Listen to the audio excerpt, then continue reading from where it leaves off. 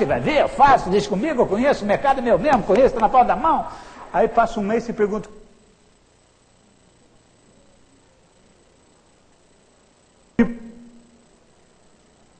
de profissional. O profissional papagaio, o profissional urubu e o profissional águia. O profissional papagaio é aquele que fica o dia inteiro assim, não, deixa comigo, vou fazer, vou arrebentar, você vai ver, eu faço, deixa comigo, eu conheço, o mercado é meu mesmo, conheço, está na palma da mão. Aí passa um mês e pergunta, o que você fez? Não, não fiz nada, mas mês que vem você vai ver, né? Vamos arrebentar, né? Vamos fazer. Vocês conhecem alguém assim? Não olha, só pensa. O segundo profissional, pior que o papagaio, é o urubu. O urubu é aquele profissional que já acorda de manhã com o rádio sintonizado em programa policial. Matou mãe apunhalada. O urubu é aquele profissional que não consegue ver nada bom. As vendas estão indo bem, está vendendo bem. Ele diz assim, vendendo nós estamos. Quero ver nós receber. O urubu, o mês que está bom, ele diz assim, olha, esse mês está bom, mas você vai ver mês que vem.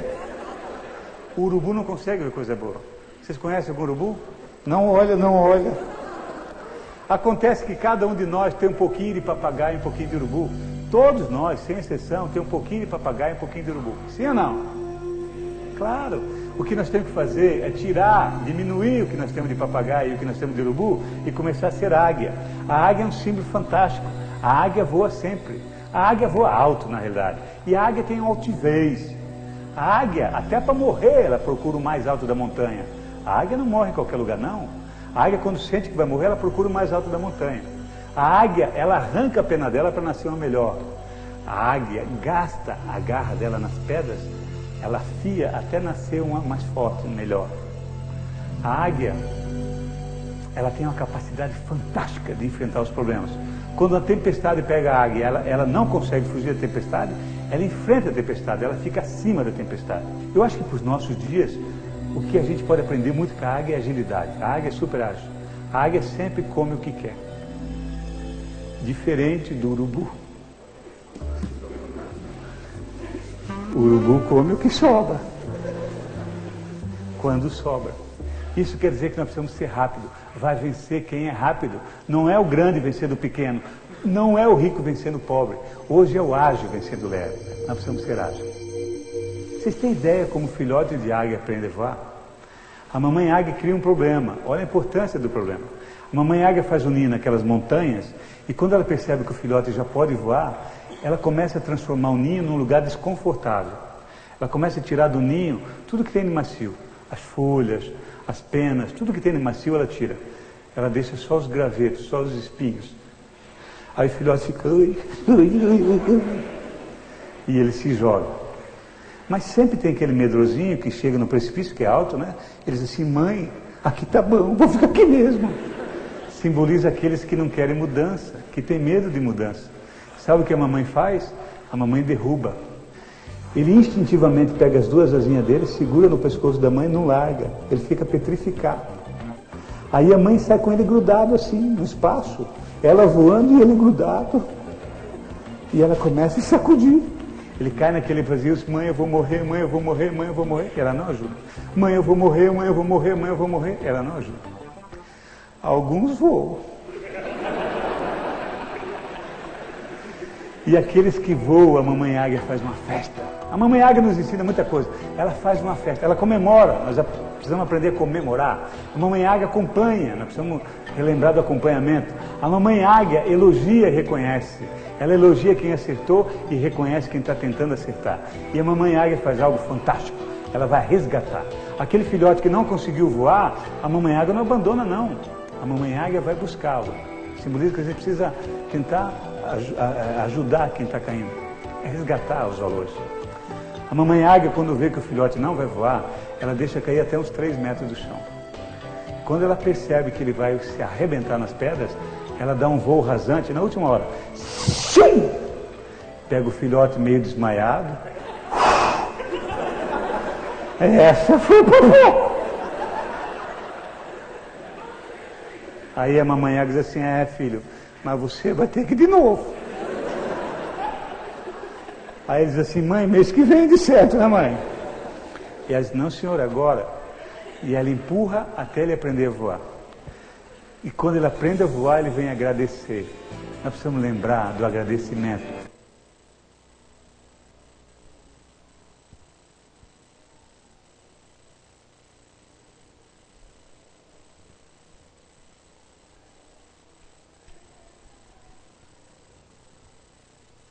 Devemos aprender com a águia. E devemos saber que precisamos ser rápidos. Hoje vence quem é mais rápido.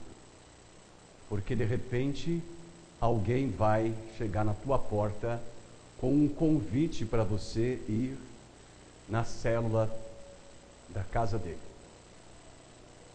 E nós vamos fazer uma grande festa, vamos celebrar aqui o momento em que chegar o primeiro relatório, porque isto tem que ser bastante espontâneo, esta ação tem que ser bastante espontânea. Deixamos toda a literatura, está lá no quadro, nos envelopes, é só pegar os exemplares e pegar e começar a fazer um encontro com Jesus, 45 minutos, uma vez por semana, e você vai ser alguém vitorioso como a águia.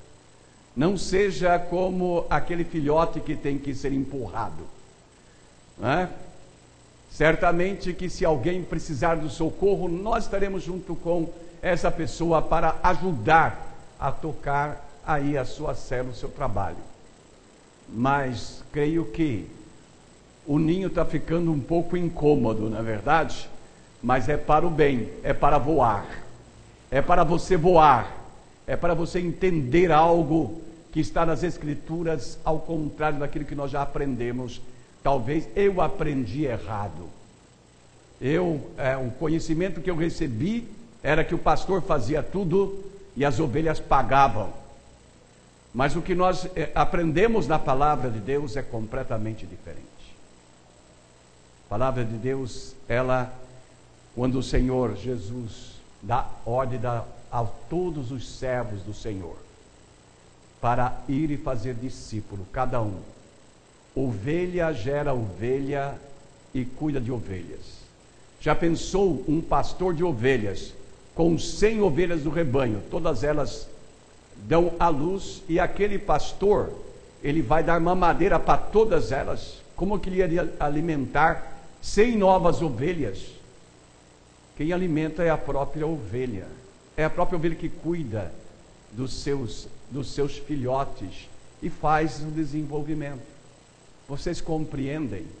O que foi ensinado clericamente não está certo. O certo é o que a Bíblia ensina. Confiram na palavra e verifiquem a determinação do Senhor. E não esperem mais. Façam como a águia. Morem nos pináculos, subam mais alto, afiem as suas garras, tirem as penas que estão atrapalhando a sua vida para você poder ter penas novas e ainda voar mais alto, fazer algo extraordinário. É o nosso tempo de fazer a obra. Então, eu estou fazendo aqui uma proposta, nós vamos glorificar a Deus.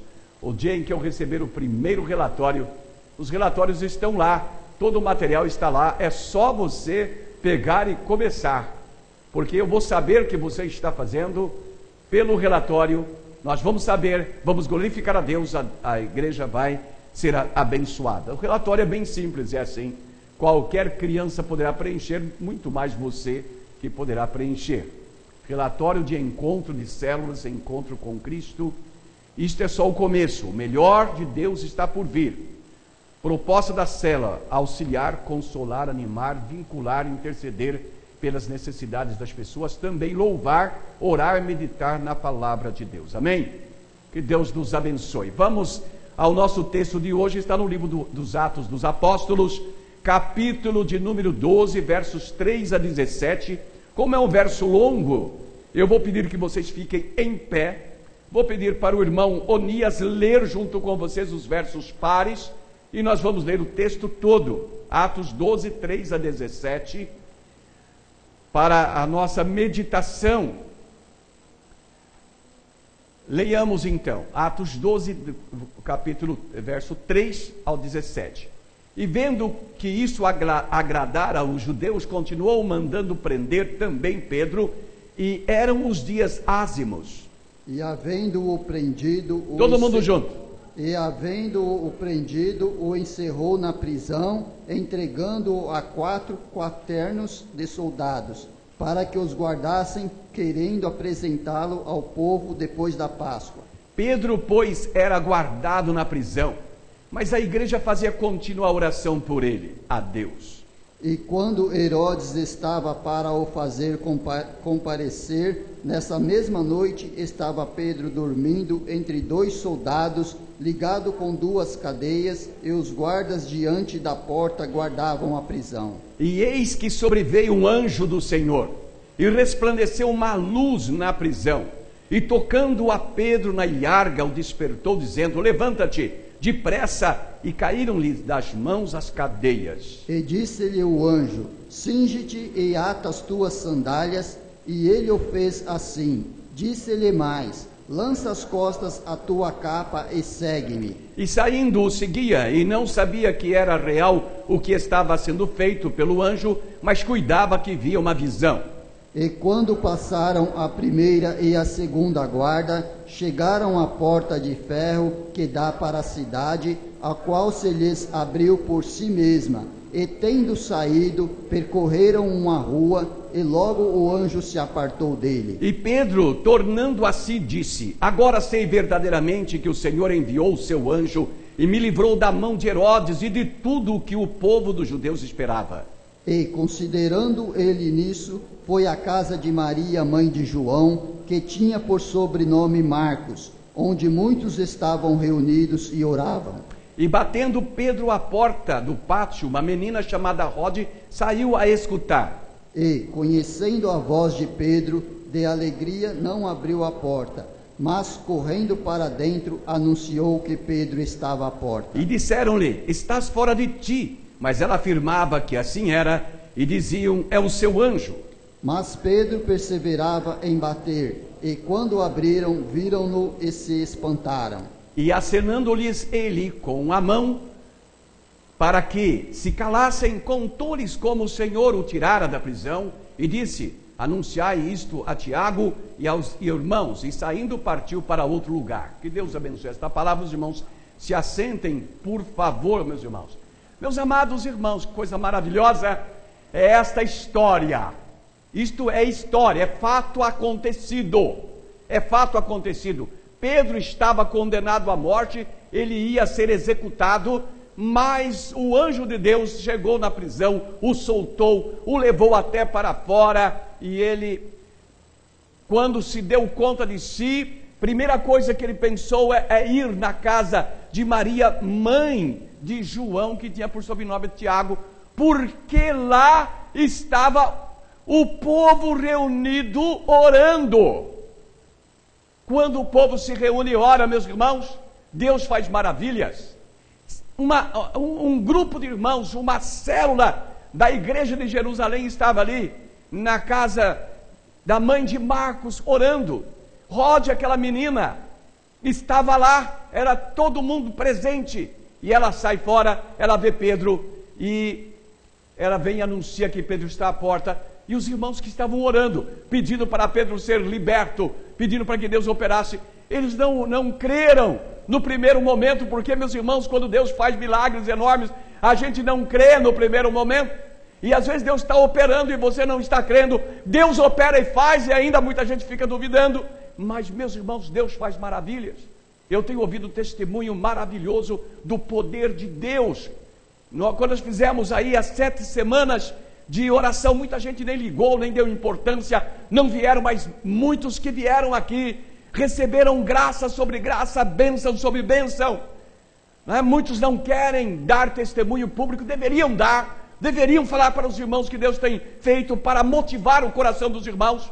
E nós vemos aqui a igreja reunida lá na casa daquela irmã em Cristo, Pedro preso, e preso em prisão, prisão de alta segurança, porque tinha o presídio, tinha uma porta, tinha outra porta para poder sair, mas o poder de Deus abriu todas elas e Pedro foi liberto, porque aquele povo estava orando ali.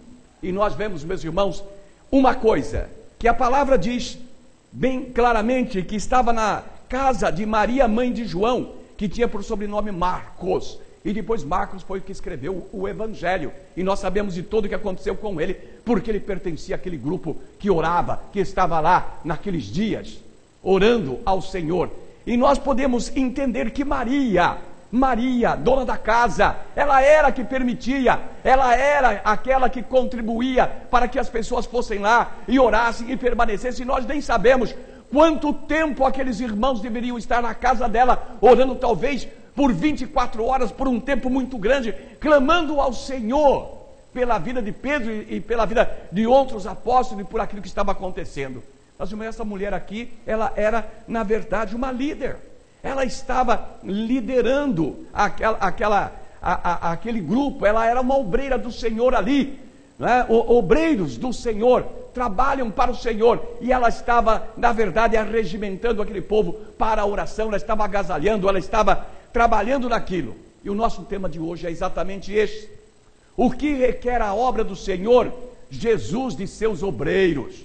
Uma vez, meus irmãos, que nós somos sacerdócio santo, escolhido por Deus para fazer a obra, nós somos ministros do Senhor, né? Vocês não podem olhar para o pastor, não, aqui temos um ministro de Deus. E você o que é? O que você é simplesmente, a palavra diz o que você é, ela diz que você é um ministro do Senhor, que você é um sacerdote do Senhor, que você faz parte do sacerdócio santo para interceder a Deus pelas pessoas, para falar com Deus. Cada um de vocês são as sacerdotes do Senhor, e Deus entre vocês despertam aqueles que haverão de estar realmente liderando, fazendo a obra do Senhor.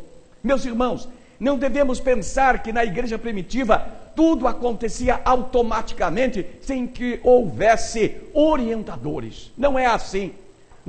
Nada acontece por acaso, e muito menos as coisas de Deus. Quando nós olhamos a criação do mundo, nós vemos que há uma ordem. E eu achei tão maravilhoso esse videozinho, quando o indivíduo fala que as águias procuram as alturas para morrer. E eu digo a você, onde morreu Moisés? No cume do monte. É assim que o Senhor está buscando, separando pessoas para a obra dele. Então há orientadores em tudo que Deus faz, há orientadores, aqueles que vão na frente.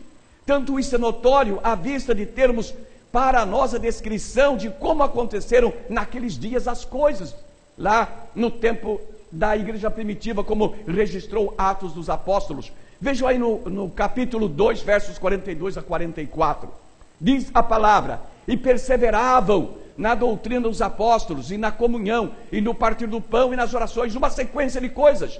E em toda a alma havia temor, e muitas maravilhas e sinais se faziam pelos apóstolos, e todos os que criam estavam juntos e tinham tudo em comum.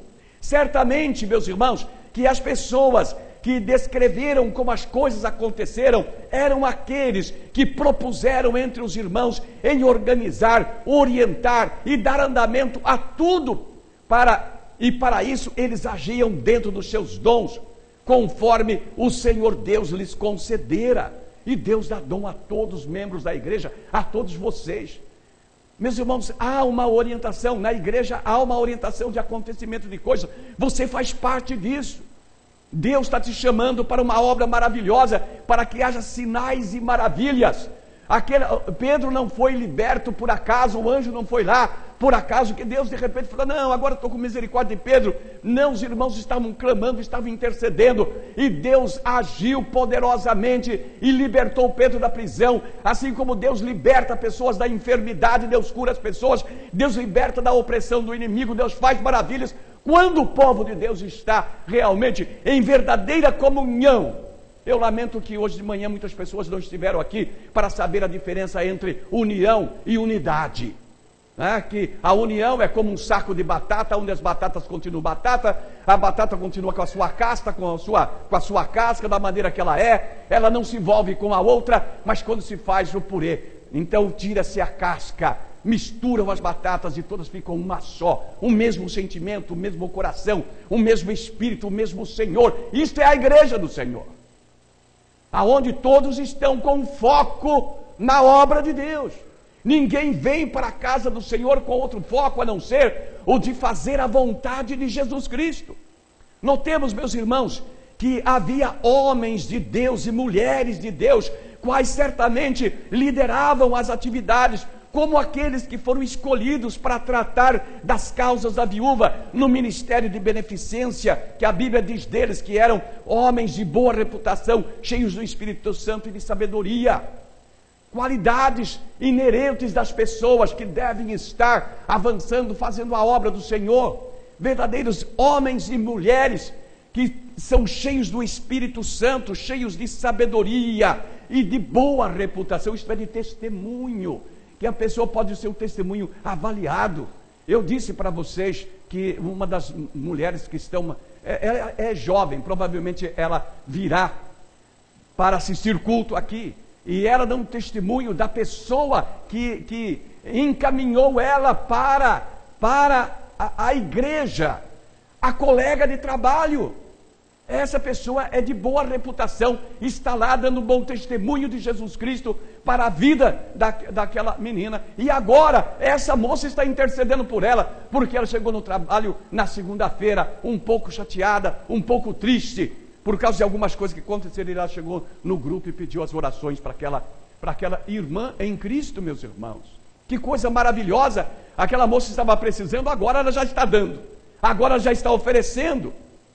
A palavra do Senhor diz assim: olha, escolhei, pois, irmãos, entre vós 7 homens de boa reputação, cheios do Espírito Santo e sabedoria, os quais constituamos sobre este importante negócio. E o Senhor Jesus está escolhendo, o Senhor está buscando para fazer a obra, e certamente você é uma dessas pessoas escolhidas do Senhor para fazer a obra. Da dedicação de Atos 2, podemos inferir, meus irmãos, que as pessoas se agrupavam em casas e também no templo, à semelhança de uma igreja em células. Os grupos se reúnem em casa no encontro com Jesus. Uns levam outros a serem discípulos de Jesus no ministério de discipulado, um a um. Aquele que já é um discípulo verdadeiro de Cristo, instruindo um outro para ser igualmente um verdadeiro discípulo de Jesus e futuramente um discipulador. Sabe, porque essas coisas são progressivas. Quando nós falamos, isto é aquilo que o pastor Aber disse numa das pregações dele, que ele não viu fruir liderança através da pregação do púlpito. A pregação do púlpito é muito boa para edificar, para motivar os irmãos, para levar os irmãos mais perto do Senhor, mas não para gerar líderes. Ele não viu através da escola dominical também a geração de líderes, mas ele viu, porque é uma experiência da igreja dele, é uma experiência que ele tem na obra de Deus, em que nas células foram gerados os líderes. 90% dos líderes foram gerados das células. Sabe por quê? Porque um ensina o outro, porque um instrui o outro, e daqui a pouco aquele está instruindo o outro, e assim por diante, e Deus vai despertando, e Deus vai levantando, e vai abençoando as pessoas. E nós temos que confiar de que aquilo que Deus determina é o certo, é o correto, e o que nós inventamos, meus irmãos, não está dentro do plano de Deus, muitas vezes, e nós gastamos tempo, nos desgastamos, nós sofremos e não produzimos, e não geramos. Outro dia eu fiz uma enquete aqui perguntando quantos tinham certeza de ter ganho uma alma para Jesus. Certeza. É que nem quando eu pergunto sobre os dons. Você tem certeza que tem esse dom? Por isso nós fazemos o curso de descoberta. Aí há poucos crentes levantaram as suas mãos para dizer: eu tenho certeza que eu ganhei uma alma para Jesus. Mas quando você começar um trabalho dessa natureza, pode saber que não vai levar 5 meses e você vai ter filhos da fé. Você vai ser abençoado e você vai se alegrar no Espírito porque você gerou filhos da fé, e você está muito de bem com Deus, e muito de bem com Jesus Cristo, porque você está fazendo o que Jesus disse para você fazer. Ele disse para você: vai e faça discípulo, faça discípulo. Se você não tiver o que falar, conta a sua história, conta para a pessoa como você foi encontrado por Deus, como Deus agiu na tua vida, como Ele mudou a tua vida, como Ele pode fazer coisas extraordinárias na vida daquelas pessoas. A palavra mostra para nós isso, né? O Senhor deu aquela ordem lá em Mateus capítulo 18, nos versos 20, 19 e 20.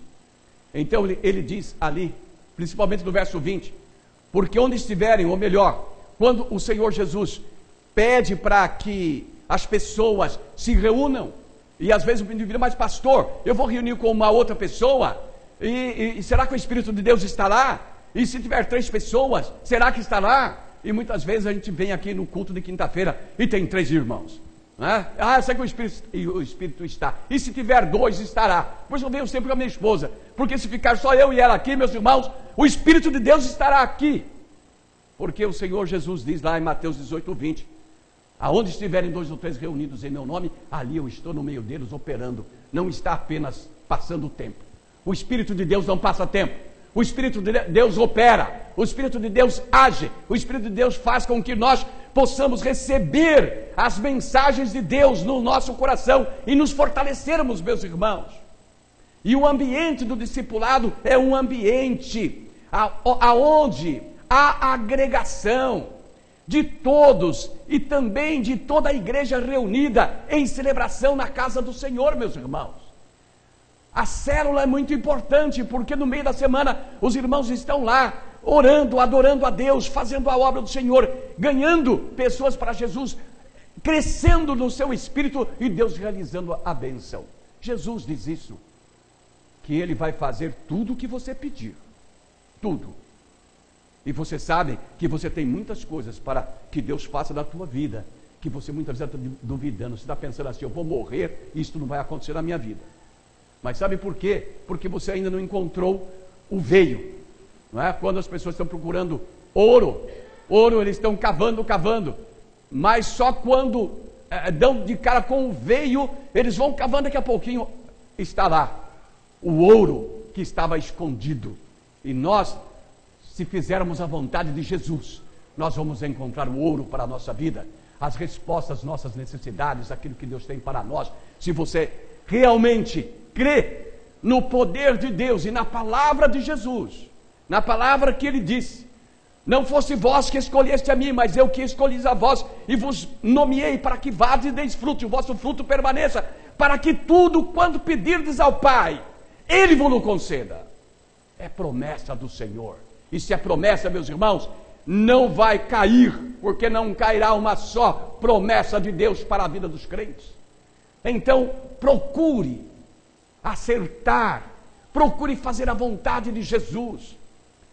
Lembre-se do nosso vídeo, não fique esperando, não espere, não tenha medo, porque se caso você não souber voar, o Espírito de Deus vai te buscar, Ele vai te lançar, Ele vai ajudar, e você vai saber fazer aquilo que o Senhor te indicou e te mandou, e o Senhor vai treinar e vai abençoar a sua vida.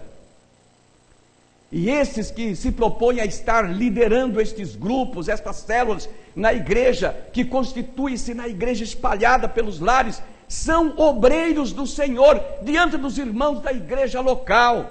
Meus irmãos, muitas vezes nós criticamos aqueles líderes do ministério, criticamos outros professores, criticamos o que lá, mas você já pensou se você estivesse no lugar deles?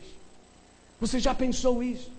Se você estiver fazendo uma obra semelhante a deles, que bênção seria, você ia compreender as dificuldades, as lutas, e você ia falar: glorificado seja Deus, porque agora eu sei das dificuldades e não vou pecar mais em falar isto e falar aquilo.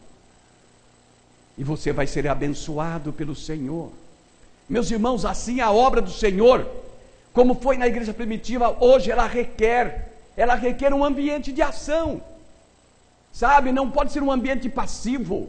em que se venha, né? Eu vou criticar a nossa própria igreja, a Igreja Batista. A Igreja Batista fazia reuniões sérias, reuniões de sessão, e discutia o assunto, e aquilo não sei o que lá, e tomava decisão, todo mundo ia embora. Aí passava no mês que vem, o que aconteceu? Fizeram? Não.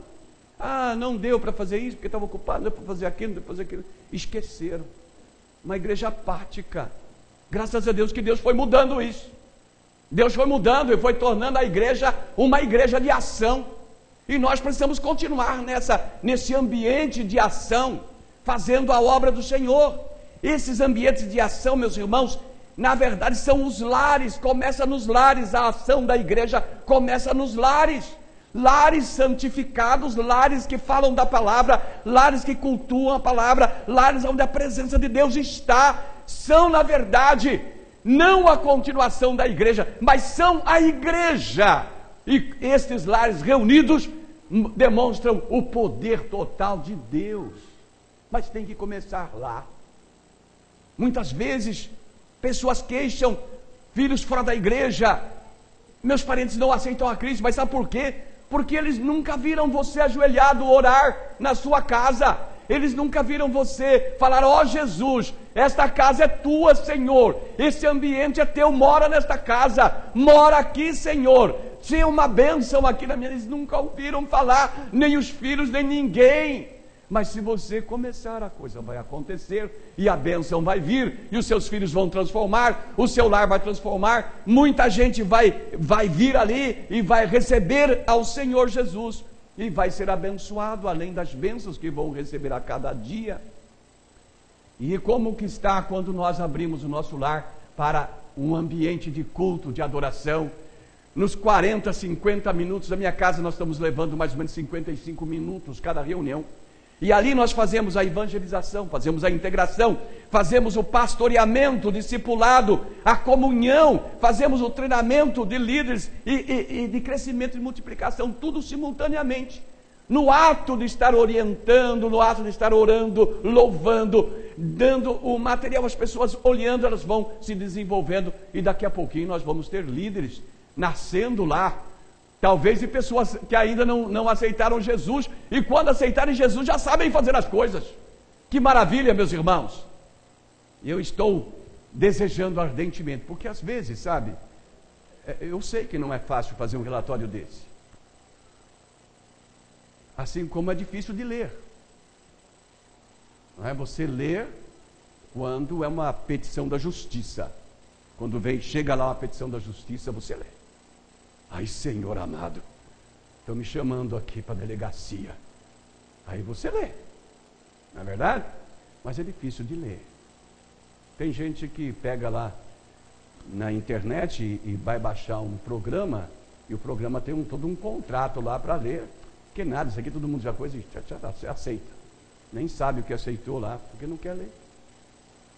Escrever, então, é difícil. Mas aqui não tem muita coisa para escrever. Mas a pessoa pega e desiste. Não vou fazer o relatório. Sabe, mas o médico, seu médico, quando você chega lá, antes dele te examinar, antes dele olhar os seus olhos, antes de medir a sua pressão, antes de fazer qualquer coisa, ele vai no computador e toma as notas e vê se você tem o seu cadastro, e aí ele já vai anotar, e quando ele examina você, ele escreve tudo o que ele registrou ali, ele escreve, porque no outro dia que você voltar, ele sabe o que estava acontecendo com você, se você melhorou ou você piorou. Mas às vezes nós achamos que não tem importância o relatório, e é fundamental. O relatório do médico tem salvado vidas, e se nós fizermos um relatório, certamente nós vamos ser abençoados. Eu sei que não é fácil, mas faça. Procure superar essa dificuldade, e abençoe a você mesmo e abençoe aos outros, porque vai ser algo maravilhoso. Na igreja primitiva, eles tinham orientação, por isso nós temos as Escrituras, nós temos aqui o Novo Testamento, as cartas de Paulo, tudo isso porque escreviam e faziam as coisas e davam os seus relatórios. A obra do Senhor, meus irmãos, esta obra de Deus vai expandindo a glória do Senhor, até que a glória preencha o mundo. Nós já vimos isso, mas nós precisamos desejar isso, desejar participar desse espalhar da glória do Senhor. E nós devemos desejar ser um discípulo. Eu sou um discípulo de um pastor, e outro pastor que eu estou discipulando. Sempre que ele tem as dificuldades, nós conversamos, e eu converso com outro pastor, e assim por diante, e assim entre os irmãos, um discipulando o outro, e será uma grande bênção, com estes alvos, estes objetivos próprios. Na primeira carta de Pedro, capítulo 2, verso 9, nós podemos ler lá: mas vós sois a geração eleita, o sacerdócio real, a nação santa, o povo adquirido, para que anuncieis a virtude daquele que vos chamou das trevas para a maravilhosa luz. Vamos ler comigo aí? Vamos ler todo mundo juntos? Vamos lá? Mas vós sois... Todo mundo lá em cima.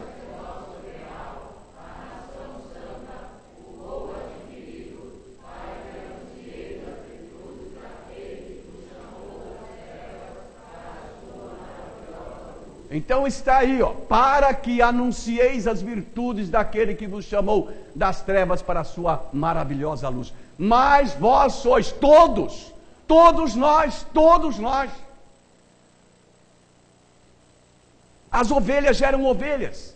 Eu sou uma ovelha do Senhor Jesus. Eu vou fazer a minha parte como ovelha, e devo fazer a minha parte como pastor. Faço a minha parte como pastor e a minha parte como ovelha. E eu já posso dizer aos irmãos que eu tenho muitas pessoas que eu ganhei para Jesus. Eu posso trazer e apresentar aos irmãos. Ganhei em pregação na rua, ganhei aqui na conversa, aqui, loguinho, um com o outro, no gabinete, ganhei almas para Jesus.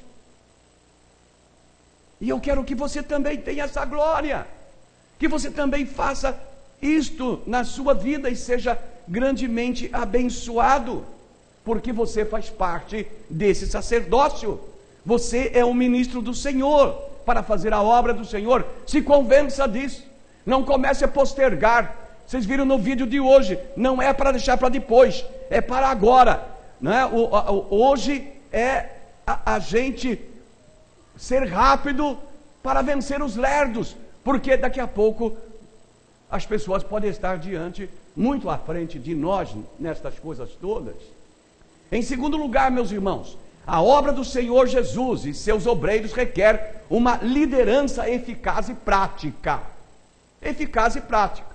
Eu já falei para os irmãos que há algum tempo, eles fundaram a Associação dos Pescadores. E a Associação dos Pescadores fez um curso tremendo para os pescadores.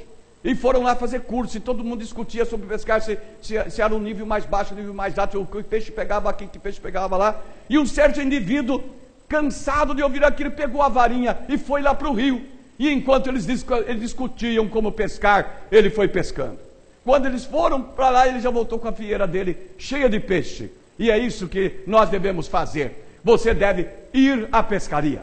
E a pescaria é exatamente essa. Vocês sabem que para pescar a gente faz uma ceva. Todo mundo sabe disso, e é desse jeito.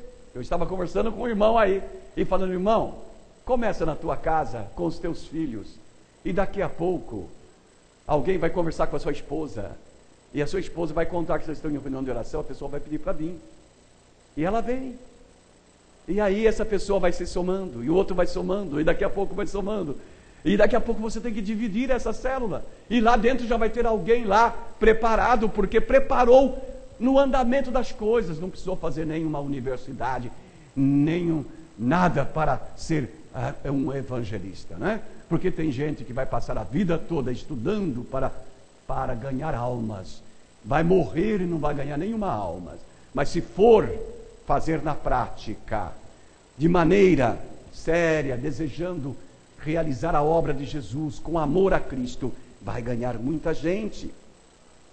Meus irmãos, vez após vez, que discipulado a no contexto prático da célula, tem sido o segredo principal de preparar, treinar, equipar líderes fortes para o ministério, praticamente.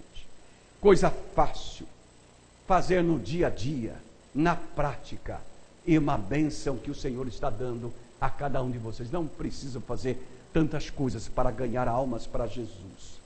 Meus irmãos, a formação de um líder obreiro de célula no corpo da igreja segue os seguintes estágios de desenvolvimento. Vejam aí, deverá se tornar um membro fiel da célula, que é aquele que frequenta fielmente e está permanentemente sob a orientação do seu líder, do líder da célula. É alguém obediente. Hoje de manhã eu fiz um teste nos irmãos aqui. Os irmãos sentaram tudo lá atrás. 40 bancos aqui para frente. Irmãos, venham para frente. Irmãos, venham para frente. Sabe, isso eu não estava, na verdade, fazendo muita exigência, não. Eu queria ver quem era obediente. Porque a palavra de Deus diz assim: obediência quer e não sacrifício. Deus quer obediência e não sacrifício. Ele quer que você obedeça à voz de Jesus, fazer abençoar, porque você é obediente. E lá na célula começa assim, a pessoa começa a obedecer. Quando as pessoas vão na minha casa, elas me obedecem. Eu dou lá o material, nós vamos cantar isso agora, nós vamos orar, vamos fazer assim e tudo mais. Eles vão obedecendo e nós vamos, né, se alguém tem uma ideia, pastor, mas seria interessante fazer desta maneira, vamos fazer, se é interessante fazer, mas dentro do critério da obediência. Isso é maravilhoso. Mas alguns ficaram assim: irmão, levanta, irmão, vem para frente. Assim mesmo nós ficamos lá sentados, parece que tinha um prego. Acho que tinha um prego pregado, não conseguiu levantar, ficou lá. Não passou no teste da obediência, foi reprovado. Então, meus irmãos, na célula começa assim: o membro fiel da célula, depois ele vai a auxiliar da célula, depois vai a auxiliar principal da célula, depois vai a líder da célula, quando a célula se divide, supervisor de setor de célula, supervisor de áreas de células, pastor de distrito de células, obreiro de tempo integral, pastor ordenado, e depois a pastor como que a gente fala, pastor, tem o pastor sênior e tem o pastor colegiado. Vai a pastor colegiado da igreja. Eu, pastor? Os irmãos sabem por que existem pastoras atualmente? Porque são as mulheres que se destacaram e chegaram lá no topo. Sabe? Chegou assim, a célula é que nem quase que uma bomba atômica, né? Porque ela faz assim, começa lá do ponto zero e ela abre assim.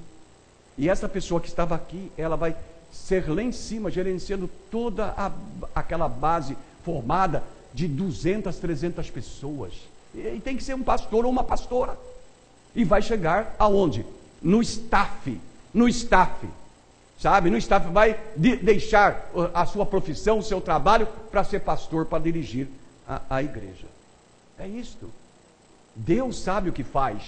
Deus mostra até a sequência do crescimento, da evolução. E isto vai ser uma grande bênção. Em terceiro lugar, a obra do Senhor Jesus e seus obreiros requer que todos tomem conhecimento da real definição de célula. É preciso saber o que é uma célula.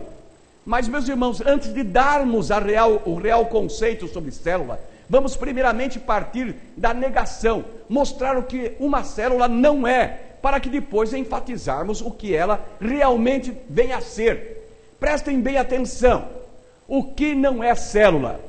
Célula não é um ajuntamento com finalidade única e específica de estudo bíblico. Não é célula. Segundo, célula não é uma reunião de oração, apesar de orarmos numa célula. Mas não é a finalidade dela ser um lugar só de oração. Célula não é uma cópia do culto de celebração, nem um culto ao ar livre, nem um ponto de pregação, onde uns poucos pregam, oram pelos enfermos e os demais apenas assistem. Na célula todo mundo participa. Célula não é um grupo de discipulado, apesar desses princípios serem transferidos na reunião da célula. Célula não é um culto de evangelismo, apesar de evangelismo ser um dos objetivos da célula. Célula não é uma reunião para confraternização de amigos, apesar de incentivarmos bastante a comunhão na célula. Então vamos ver o que é célula. Células são grupos homogêneos e heterogêneos, formados por várias microcélulas de discipulado apostólico, que é o discipulado 1 a 1, com um mínimo de 6 e no máximo de 20 membros, que se relacionam uns com os outros em amor, como uma família, e que se reúnem nos lares uma ou mais vezes por semana, com horário e local definidos e fixos, visando vários objetivos bem estabelecidos e com o desafio de atingir a meta de, ao final de 6 meses, multiplicar-se, formando uma nova célula, como em um corpo, né? Como as nossas células vão se multiplicando no nosso corpo. Isto é célula. A característica principal de uma célula é ser uma família, cujos membros são comprometidos uns com os outros, apaixonados por Jesus, que amam os perdidos. Portanto, precisamos viver isso na célula, cultivando, protegendo um ambiente de família. Devemos desenvolver, meus irmãos, uma atmosfera gostosa, amigável, descontraída, informal. A célula é o lugar ideal para cultivarmos esse ambiente de família. Toda célula está vinculada à igreja local e todas as células juntamente celebram o Senhor no templo, nos domingos, vivenciando juntos a glória de Deus. Os irmãos se lembram que de manhã nós pregamos aqui sobre o saco de batata e sobre o purê de batata. É essa a diferença. Numa célula tem que ser um purê de batata. É todo mundo misturado, é todo mundo com o mesmo sentimento, uma família do Senhor, uma família amorosa que ama Jesus, ama o próximo, quer ver aquela pessoa curada, sarada na sua vida espiritual, entregue nas mãos do Senhor, abençoada. Isso é uma célula. Em quarto lugar, a obra do Senhor Jesus e seus obreiros requer que todo crente, seja do sexo masculino ou feminino, tenha consciência de que é um ministro de Cristo e por isso deve discipular e ser discipulado para viver uma vida de transparência diante dos homens e diante de Deus. Esta é o profundo da santidade, a necessidade de santidade mesmo, o que nós falamos de manhã. Não é para você ter aparência. Quando você está aqui em união, cada um é cada um. O camarada vem com a máscara dele lá de fora, preocupado com os trambiques dele lá fora, preocupado com outras coisas, querendo fazer um negócio na igreja, essas coisas tudo, vem com casca e tudo, uma batata crua. Senta aqui, muitas vezes assiste o culto, não assiste porque não ouve nada, vai embora, não houve interesse da parte dele. Mas, meus irmãos, quando passa pelo processo de santificação, quando Deus lhe tira a casca, sabe, ele confessa os seus pecados, abre o seu coração, recebe o perdão do Senhor. Quando a palavra do Senhor o cozinha, fervido pelo fogo do Espírito Santo, ele tem a transformação. Então aí você tem o purê de batata, todos estão no mesmo pensamento, chegam juntos, compartilham, se amam, sabe, estão no mesmo foco. É uma bênção maravilhosa. E a igreja, meus irmãos, nesse sentido é poderosa, é como aquela reunião da casa de Marcos. Quando Pedro está preso, Deus o liberta. Se a pessoa está doente, Deus cura. Deus faz maravilhas na igreja do Senhor, quando o povo está reunido desta maneira. A palavra do Senhor em Atos capítulo 1, verso 8, diz assim: mas recebereis a virtude do Espírito Santo que há de vir sobre vós, e ser-me-eis testemunhas, tanto em Jerusalém como em toda a Judéia, Samaria, os confins da terra. Então, você deve ser uma pessoa cheia do Espírito e fazer a obra do Senhor. Em João 15,16, o Senhor Jesus disse: não me escolhestes vós a mim, mas eu vos escolhi a vós, e vos nomeei para que vades e deis fruto, e o vosso fruto permaneça, a fim de que tudo quanto pedires ao meu Pai, Ele vos conceda. Está aí, meus irmãos. A obra de Deus requer obreiros. Obreiros. Você é um obreiro do Senhor. Você já aprendeu tanto na igreja, tanto. Saia dessa paralisia. Lembrem-se o que a águia faz com os filhotes, ela empurra fora do ninho, para que eles possam voar. Mas diz assim que muitos filhotes já voam por si mesmos. Não precisa que a mãe empurre. E Deus está esperando que você dê o seu voo, que você comece o seu trabalho, que você se alegre no Senhor, que você hoje mesmo, não espere o amanhã, mas hoje mesmo você passe ali no Celotex, pega um kit e comece o trabalho na tua casa. Que você reserve 45 minutos, 1 hora, para ganhar amigos, fazer pessoas convertidas a Cristo ser uma bênção para Deus. Você é capaz, você pode, o Senhor te capacita, o Senhor te abençoará, o Senhor fará grandes coisas através da sua vida e pela sua vida, na vida de tantas outras pessoas. Que Deus nos abençoe, amém? Vamos ficar em pé e vamos cantar um canto. Vou pedir para o pessoal do louvor chegar até aqui, e nós vamos cantar um canto, recebi um novo coração. Um novo coração. Eu quero que você tenha um novo coração. Eu quero que você agora tenha esse foco na sua mente, que você é um obreiro do Senhor, que você pode, você é capaz, e que você ama a igreja do Senhor e quer fazer a obra do Senhor. Cante esse cântico, um novo coração, mas com um novo coração mesmo. Fale, Espírito de Deus, venha, Senhor, a tocar no meu coração. Vamos falar comigo? Espírito de Deus, venha tocar no meu coração. Vamos lá? Espírito de Deus, venha tocar no meu coração, que eu tenha um novo coração, um coração dado pelo Senhor. Vamos cantar.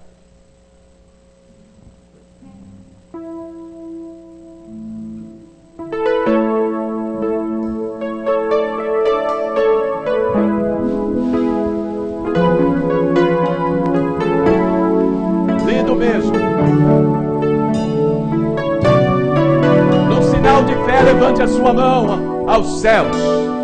Tira a mão do bolso e levante a sua mão. Novo coração, levante a sua mão, meu irmão. Vamos lá, meu irmão. Levanta a sua mão. Isso aí. coração regenerado, coração transformado, coração que é inspirado por Jesus. Como fruto deste novo coração, eu declaro a paz de Cristo, te abençoo, meu irmão. Pode estender a mão e abençoar. Preciosa é a nossa comunhão, somos corpo e assim bem ajustados, totalmente ligados, unidos, vivendo em amor, uma família, sem qualquer falsidade, vivendo a verdade, expressando a glória do Senhor, uma família, vivendo compromisso do grande amor de Cristo. Eu preciso de ti, querido irmão, precioso és para mim, querido irmão. Ó Deus, quebra corações, Senhor. Faz a tua obra, Senhor, na vida das pessoas. Ó Deus amado, tira a casca, Senhor. Ó Deus, ferve na tua santa palavra. Ó Deus amado, une essas pessoas em amor, para louvar conosco em unidade, Senhor, num só sentimento, num só espírito, numa só adoração. Vamos repetir mais uma vez.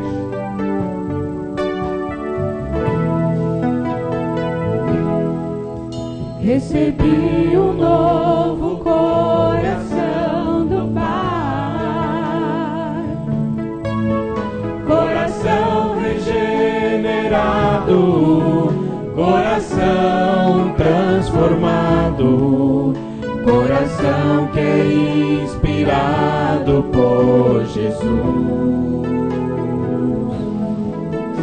como fruto deste novo coração. Eu declaro a paz de Cristo, te abençoo, meu irmão. Preciosa é a nossa comunhão.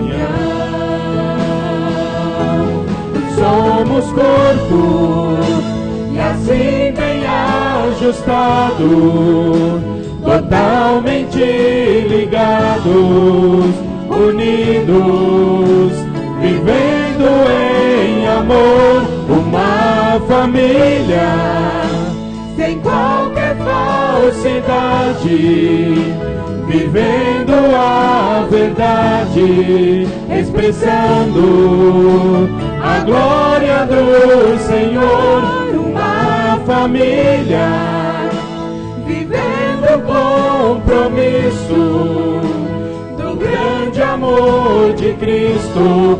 Eu preciso de ti, querido irmão, precioso és para mim, querido irmão.